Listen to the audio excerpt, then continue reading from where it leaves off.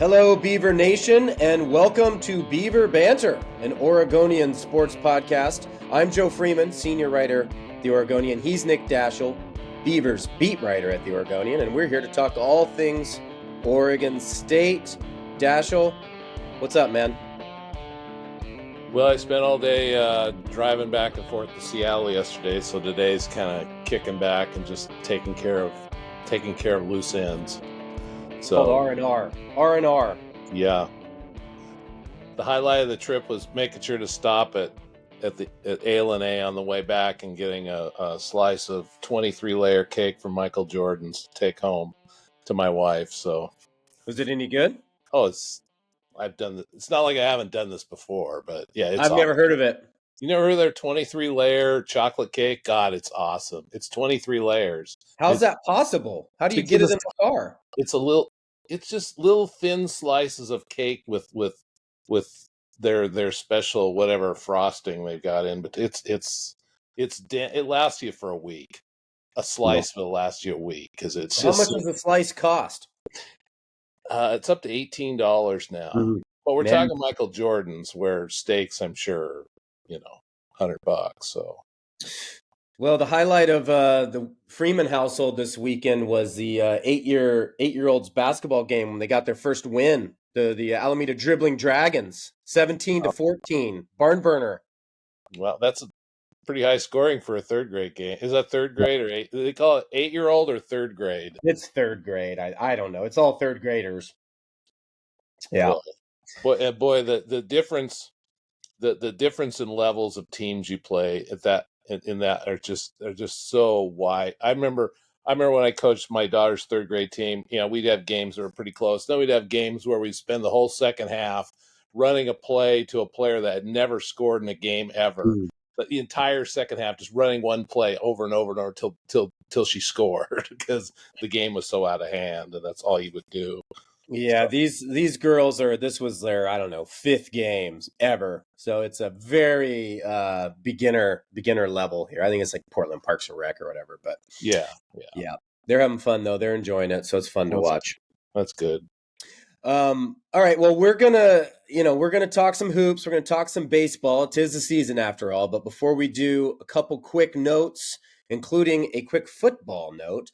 The NFL Combine starts this week, and the Beavers will have 4 participants, their most since 2009. Receiver Anthony Gould will be there. Right tackle Talisi Fuaga, of course. He's almost a lock as a first-round pick, it seems like.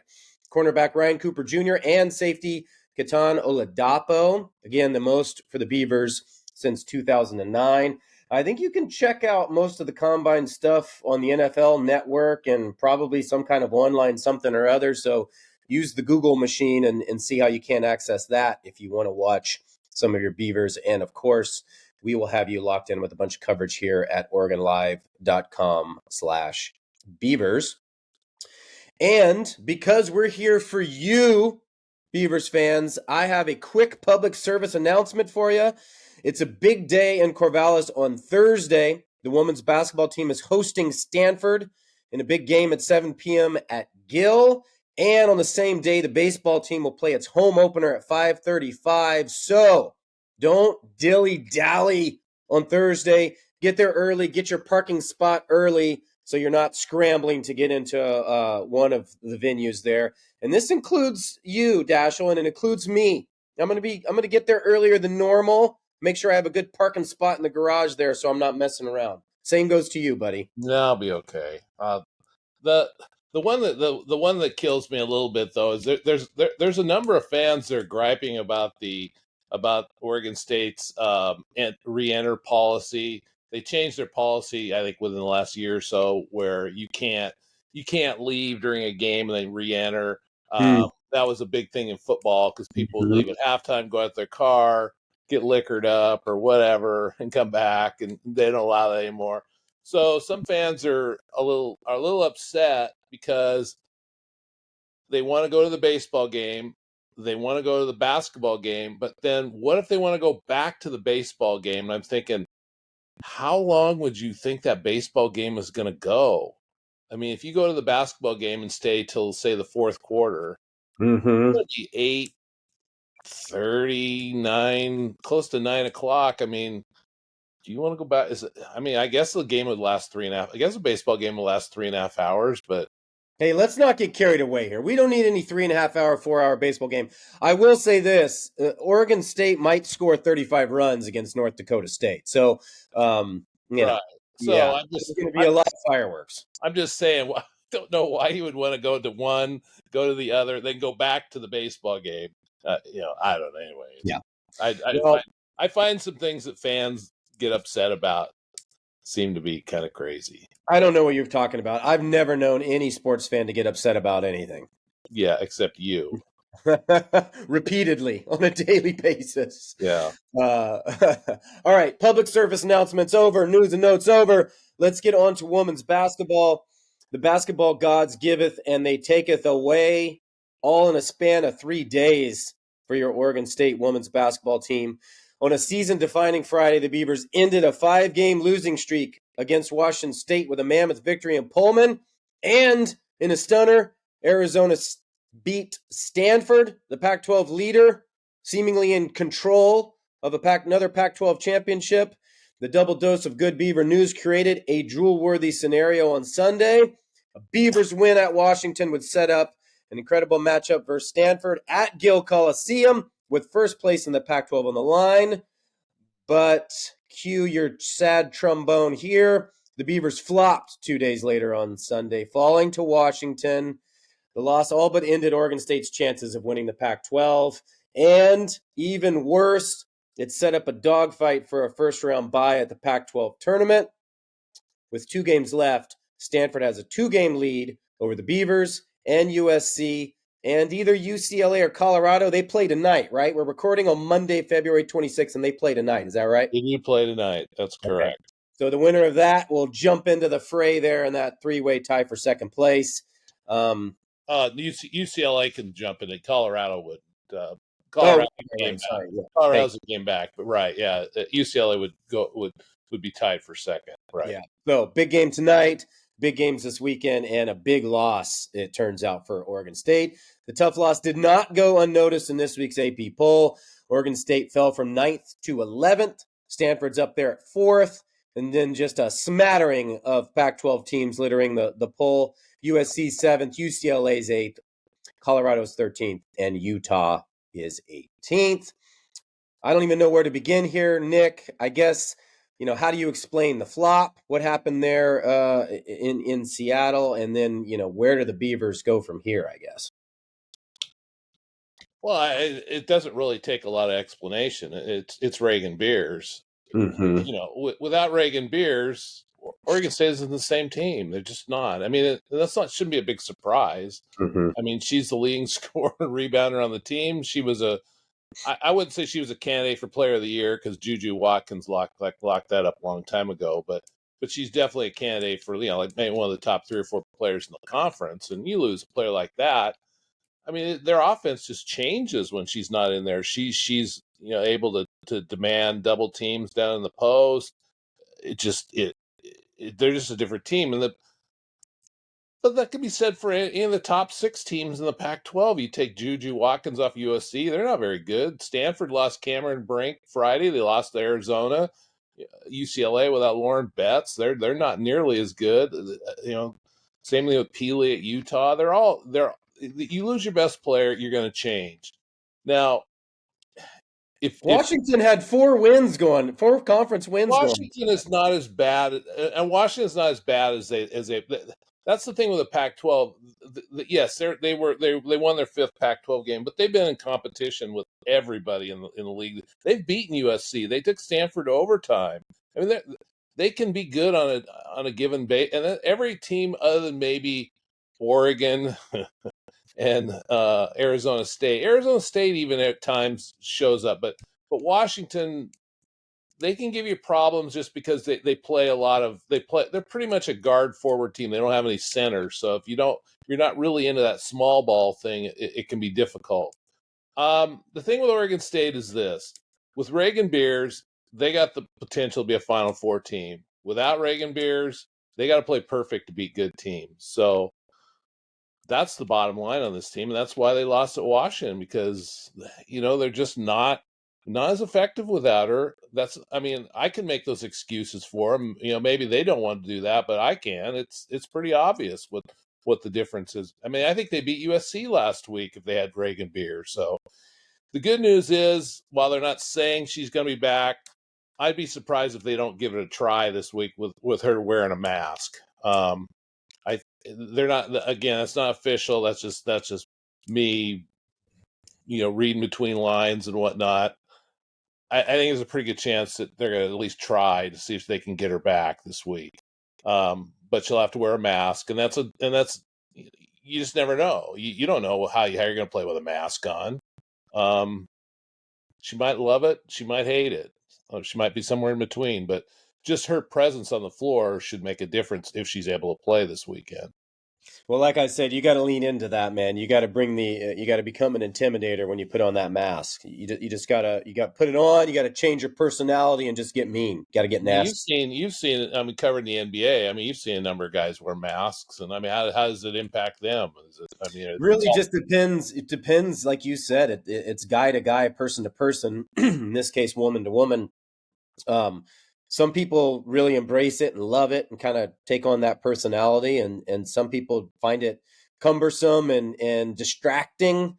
I found it's often the guards that have bigger troubles, though, with the shooting and in the court vision and that kind of stuff. But if you have a chance to practice, which presumably Beers will, at some level you've got to grow comfortable, as comfortable as you can be with it. So, if she has the ability to practice and try it on and give it a go a few times, or at least a couple times, I just can't see it being a problem.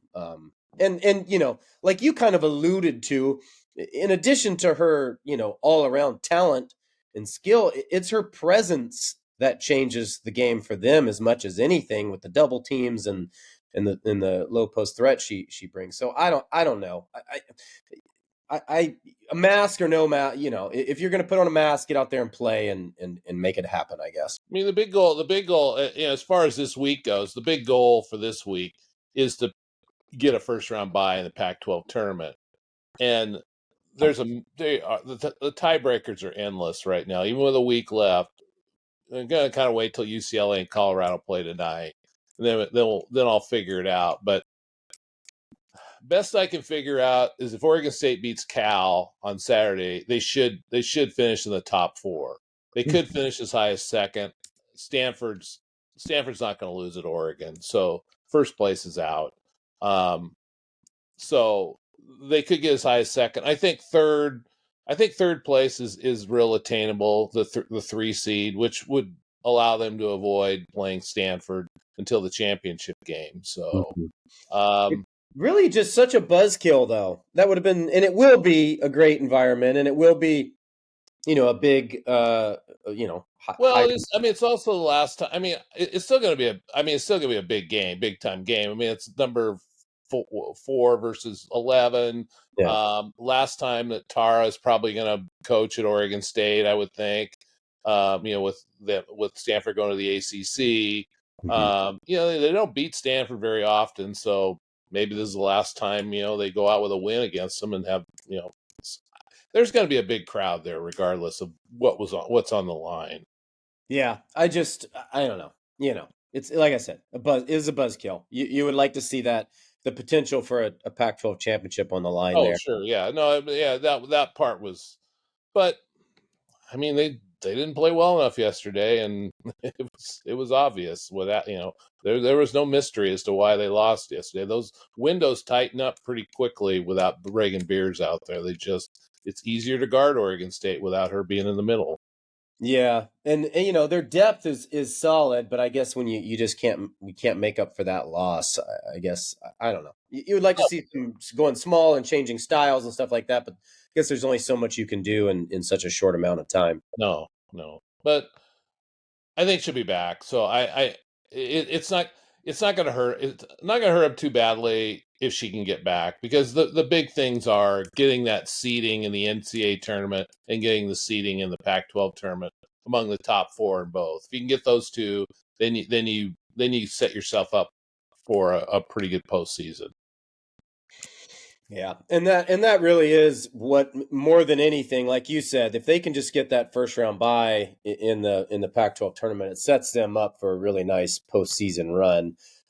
Again, though, like we have outlined, the Pac-12 is as good as it always is, with so many teams in the top 25. So there are going to be no gimmies in Las Vegas there, but if they can get that first round bye and get Stanford as late as possible, that sets them up for maybe a 2 seed in the NCAAs. What's the latest bracketology there? Is it still a 2 seed for them, or?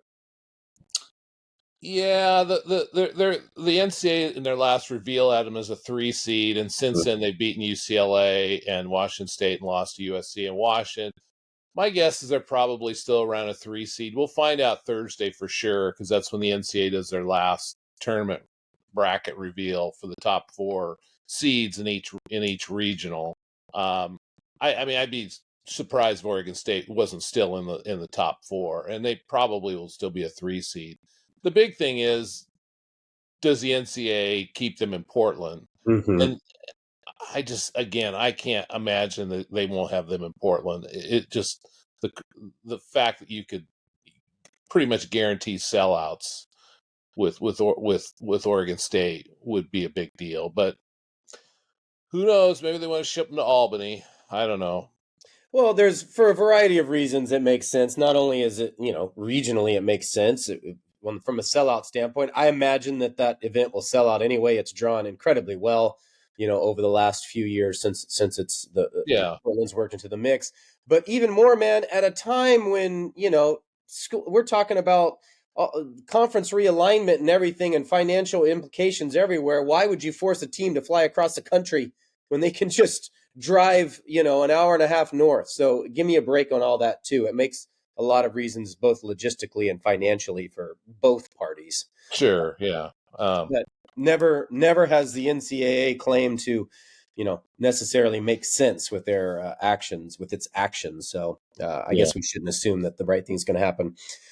But but the other thing is, does this week with Oregon State, with baseball returning, with the basketball, is it bigger than what happened in Arlington this last weekend?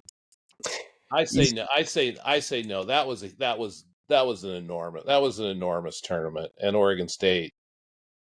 They're every bit as good as we thought they were. Yeah, they really are. It was another solid week for the team. Just to kind of recap, they won 3 or 4 games at Globe Life Field in Arlington. They played a midweek game against Texas Tech, number 19 Texas Tech, beat them handily. Had a kind of an instant classic against Arkansas, number 2 Arkansas, lost to them 5-4. I tell you, that game was ridiculous. Arkansas's starting pitcher, Hagen Smith, he's kind of a projected first-round pick in the Major League Baseball draft this year. He struck out 17, program record 17, faced 22 Oregon State hitters, and the Beavers only sent 1 ball out of the infield. Had a bunt single, an infield single, and Trent Caraway had a single up the middle that reached the outfield. Only one out wasn't via strikeout. Dude only had like 72 pitches, didn't he? Or 70. He didn't. I mean, to strike out 17 guys, you have to throw a minimum 51 pitches. Yeah, his first inning was 10 of 11 pitches were strikes, and it really just kind of set the tone.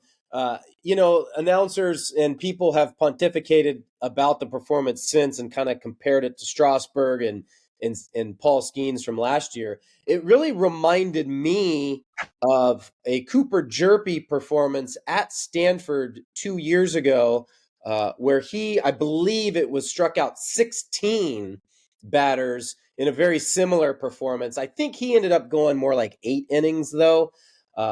And similar thing, he ended up with a no decision. The Beavers lost that game, I want to say, in the 9th or 10th inning.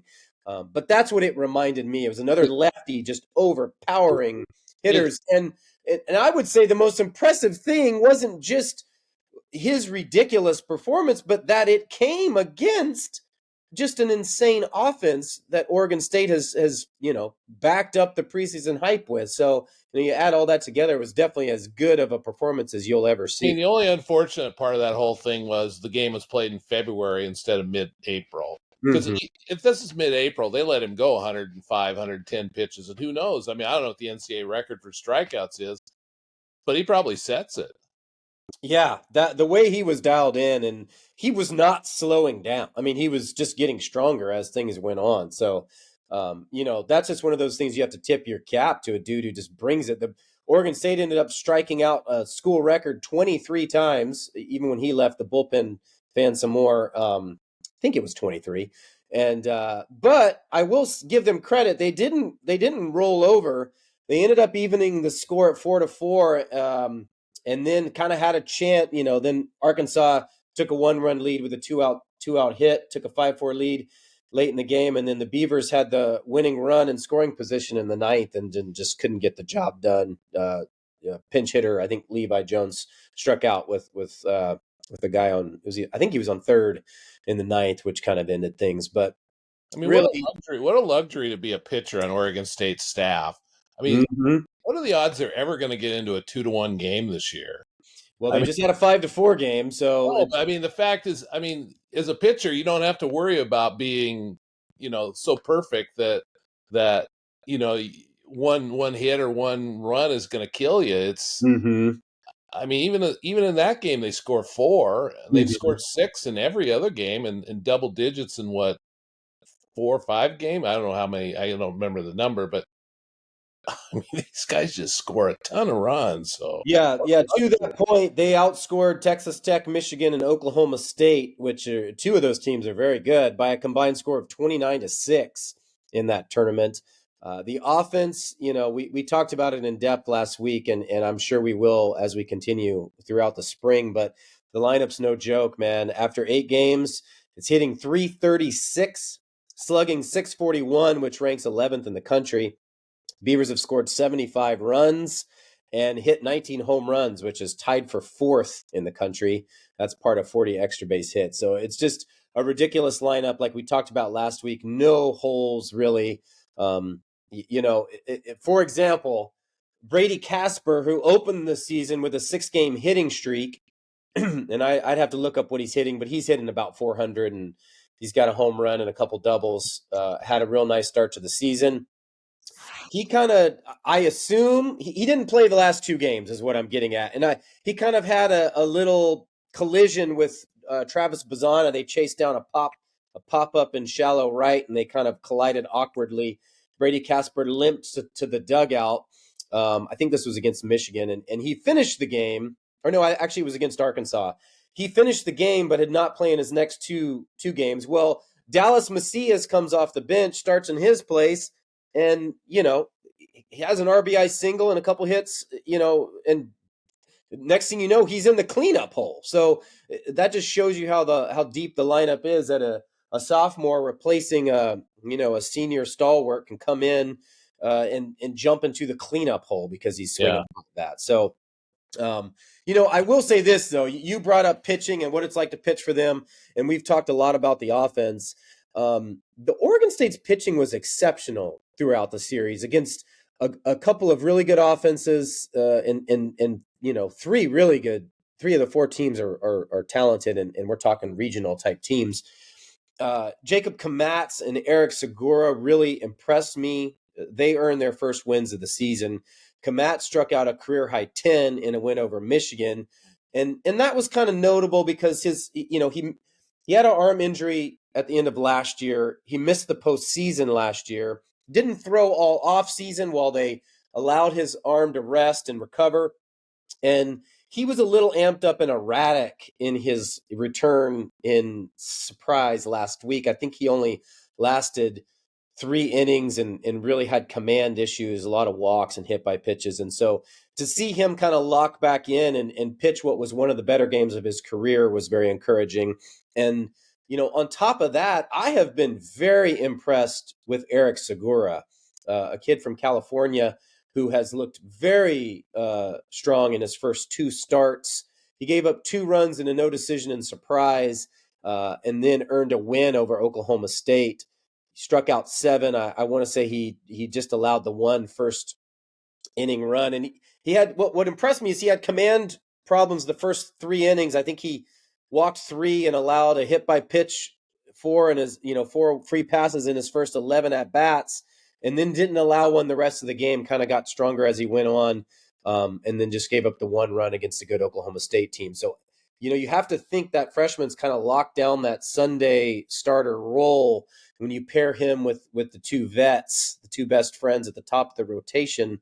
That's a really nice threesome right there. So, but speaking of that, do we know anything about Aiden May? yeah, that's what I was going to say. That is the one concern is Ace Aiden May. He really held his own, if not, he didn't battle Smith strikeout for strikeout, but he threw very well against Arkansas in his 5 innings, and then kind of looked like he tweaked his forearm or had some kind of arm injury, was pulled in the 5th after I can't remember how many pitches it was, but kind of had a little, you could see in the dugout, had a little talk with Mitch Canham, came over and basically said, we're going to be cautious and pulled you, I think was his message. Kind of gave him a back slap. We weren't there in Texas, but it sounds like it was mostly a precautionary kind of a deal. The Beavers are very conservative with their pitchers and their pitchers' pitch counts early in the season. You brought up Smith only throwing 70 or 80 pitches. I don't know that an Oregon State pitcher has thrown more than 80 or 81 so far this season. Segura could have pitched 2 or 3 more had it been, maybe late May or June, but they pulled him after 5. And so we'll have an availability on Wednesday to talk to Canham and players. So we'll have to see where Aiden May is there, assuming there's nothing wrong there. I wouldn't be stunned if they held him out one start while they're facing North Dakota State, unless it's just really was nothing and it was just kind of a sore forearm or something. We'll have to see, but that will definitely be worth monitoring because he's just been excellent in 2 starts, and he's immensely important to this season for That's Oregon. always funny to me that Oregon State fans, as much as they follow this baseball team, they were reaching out to me emails and Twitter messages and stuff. Well, you know anything more about Aiden May? How long have you been around Oregon State baseball? They're not big on giving out information on injuries. They just never have been. I mean, until until there's availability, and then it's you're not going to get the full picture, which you don't expect to. But they've never been big on, hey, yeah, he's got a whatever to his arm, and we expect him to be out 4 weeks. They're not really big on doing that stuff. I've talked to Mitch about this several times in his philosophy, and as a guy who I'm sure most people know, I covered the NBA for 14 years, so it's a whole different deal there in the professional aspect. But Mitch's whole deal, and I appreciate and respect it, is he wants to almost allow the kid to make the decision, even if a kid is faced with an arm injury that will sideline him for the season if he's expected to undergo surgery. He clears it with the kid to make sure what he can and can't say, and then he would prefer the kid to kind of allow the details of what he wants to release. And these guys are very sensitive to that, in large part because of the draft and scouts and what information Major League Baseball teams get. And so I understand it. Hopefully we get to talk to Aiden on Wednesday. We certainly will get to talk to Mitch. And maybe it's nothing. Maybe it was something very minor that kind of flared up, and he'll start as normal on Friday against the Bison. I think they're the Bison. And if not, well, hopefully we get some kind of information. But yeah, you're right, man. College sports in particular. It's the same thing. It's the same thing with Reagan Beers. I've been getting hit hard with when's she going to come back, and what how bad is her nose broken, and blah blah. I mean, they're not going to tell me how bad her nose is broken, and if she is coming back Thursday, I fully don't expect Scott to say anything other than, we hope she comes back, because competitively, why would he want to tell Tara Vanderveer if she's going to play or not? Yeah. I mean, I wish he would, but I don't expect he will, because it's just a competitive situation that they can get away with in college. So yeah, I've long found it peculiar, the minutia of detail that sports fans want regarding injuries to their athletes. Sometimes it's not enough to say they have a broken nose or they have a sprained ankle or whatever. The details sometimes that fans want is it's a very strange thing. And I know how it is. We're all passionate about the teams we love, so I get it. But college teams and coaches will often kind of use HIPAA as a way to shield themselves from addressing a lot of that. I will say this on this note: professional teams have kind of a rules and regulations and a reporting kind of guidelines that they have to follow regarding injuries. And as gambling becomes more and more prevalent in college sports, I can see that trickling down to college where there has to be some type of standard that teams follow because, otherwise that competitive advantage you talk about, if you're not being as forthcoming with injuries as you are, I mean, that's why they do it at the professional level in large part because of gambling and stuff. So I'll be interested to see how long that lasts. yeah, no, they'll. I mean, yeah, you're right. I mean, that's been talked about a lot, but again, I don't know if colleges will actually do that until they actually get a piece of the action. So, Yeah. Well, they get lottery dollars, man. Oregon yeah. State's trying to So get. I don't know. Yeah, Yeah. more information is always good, but Yeah. I don't expect it. All right. Speaking of information that I don't know if it's good, but let's get on to men's hoops. The basketball team finally broke that losing streak with a rare road win at Stanford, 85-73. Jordan Pope scored 30 points. I think he was one shy of his career high. It was the first road win of the season and just their second away from Gill Coliseum in the last 3 seasons. Give me a reason why I should care and not yawn through our discussion of men's basketball. Well, I mean, they won a road game. At least we know they can win on the road. Maybe not often, but they can. The weird thing is how they won. I mean, you look at statistically. I mean, they were hot. They just were hot because they had 9 assists on 29 baskets. So that, to me, that says they had a lot of one-on-one stuff that worked.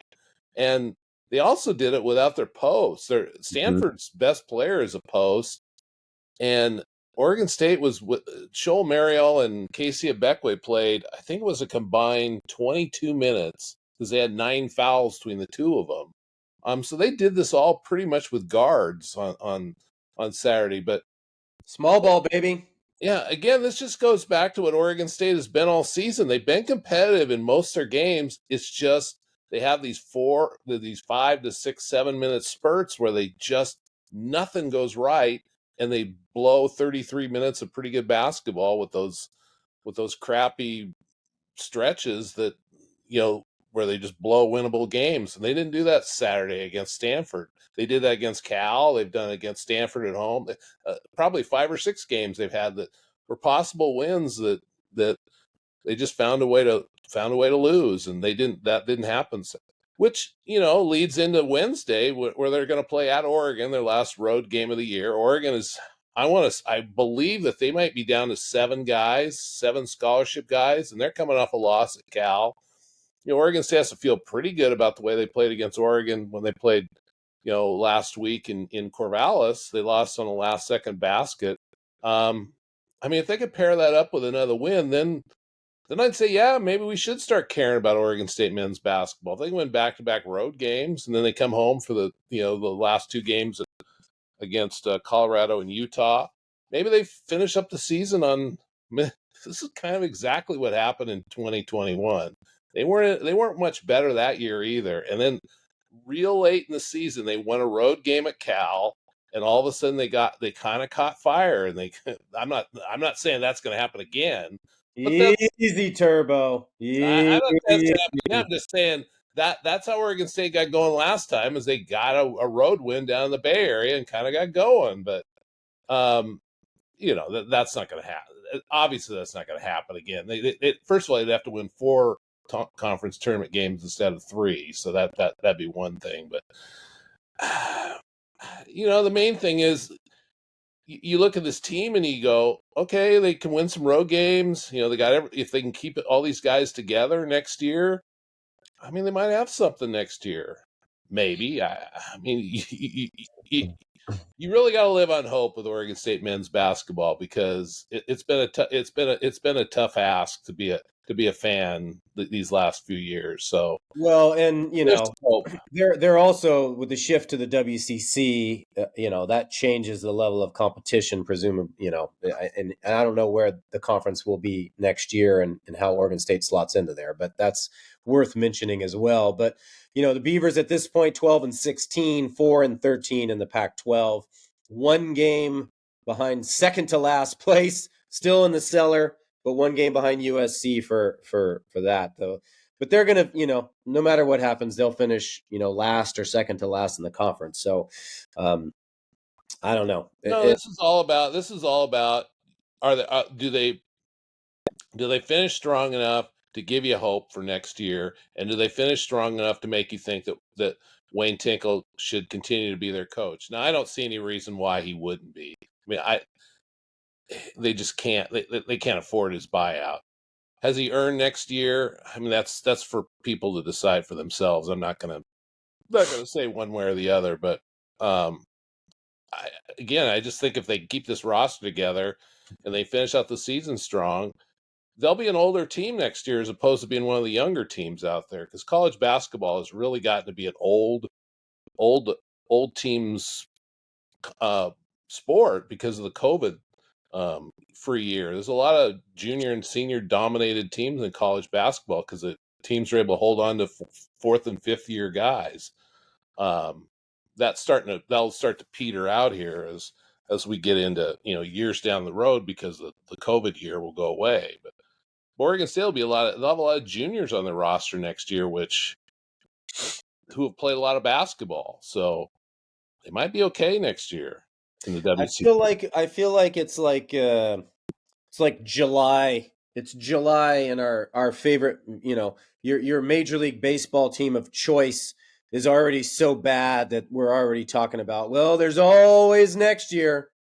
I feel like that's the common theme around here. Now, I feel you with there's no way, the money is not there to make a change. Even if anybody wanted to make a change, it wouldn't make sense for a lot of reasons there.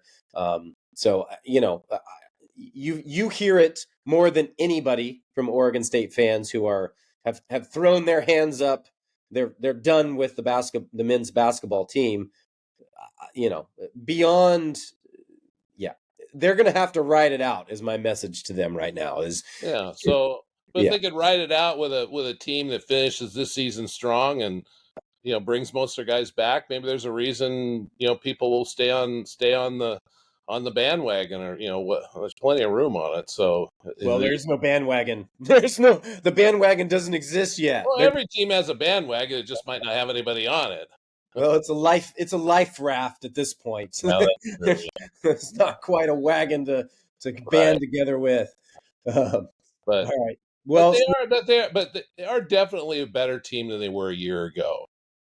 I don't know if that's good enough to keep people interested or not, but they are better than a year ago. like I said last week, I have long sensed the apathy, and maybe that's my general apathy with regard to college basketball, but I sense the apathy within the program, and I'm sure you sense that with the empty seats you see at the games at Gill Coliseum. And like I said last week, apathy is worse than anger when it comes to sports teams. When people stop caring, that's when you have a big problem. So, but like you said, Cannot be said for your Portland Pilots men's basketball team. They are not better than a year ago. no, we won't get into details of that here on the Beaver Banter, but correct there. Well, anything else we want to throw out about this baby step taking in the right direction men's basketball program? No, not really. I mean, at this point, we're 8 days away from spring football starting, and we'll get heavy into that next week. The day before spring practice on March 5th. So we really haven't talked much football in here, so we'll save that for next week. But yeah, there's not much else left. finishing up gymnastics season and softball starting and baseball, and I want to say it's a good time to be a Beaver. Think? I don't know. I mean, there's the women's basketball team, baseball. A lot of hope there. A lot of hope there. Yeah, should be a fun couple of months. Like he said, we'll bring you a lot of football talk next week as we'll record on Monday, the day before spring football opens. The Beavers will start going 3 times a week-ish with spring, starting then with a break around spring break. So as we move forward, we'll get you some good stuff here. Football, women's basketball, a couple more weeks of men's basketball and baseball and softball as we move forward. So thanks again for listening. As always, he's Nick Daschel. I'm Joe Freeman, and we will talk to you next week. Take care.